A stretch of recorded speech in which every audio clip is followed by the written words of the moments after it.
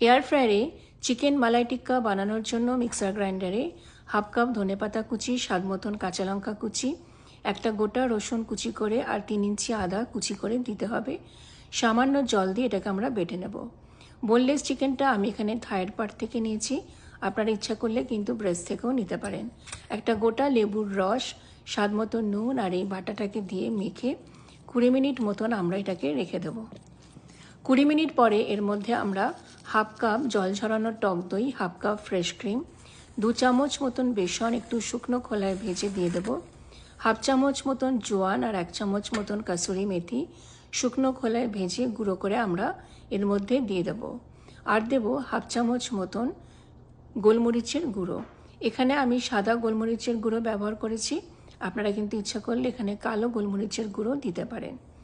এছাড়া দেবো 1 টেবিল চামচ মতন ধনে গুঁড়ো, হাফ চামচ মতন চাট মশলা আর 1 চামচ মতন গরম মশলা গুঁড়ো।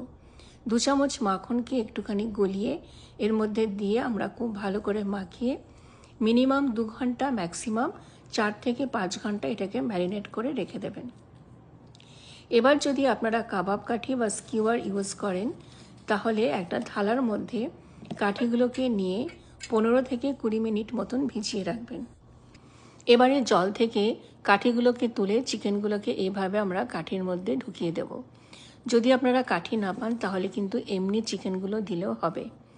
মাখন একটুখানি গলিয়ে এয়ার ফ্রায়ার বাস্কেটে স্টিল ফয়েল রেখে, এই ফয়েল আপনারা নাও রাখতে পারেন, এই চিকেন মালাই টিক্কাগুলোকে আমরা রেখে 2 পিঠ খুব ভালো করে অল্প পরিমাণ মাখন দিয়ে ব্রাশ করে দেব। প্রথমে আমরা 400 ডিগ্রি ফারেনহাইট অথবা 200 ডিগ্রি সেন্টিগ্রেডে 7 থেকে 8 মিনিট মতন এয়ার ফ্রাই করব।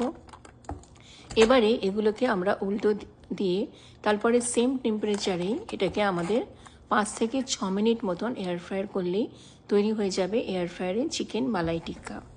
লাচ্ছা পেঁয়াজ আর চাটনির রেসিপির লিঙ্কটা আমি কমেন্টে দিয়ে দিয়েছি।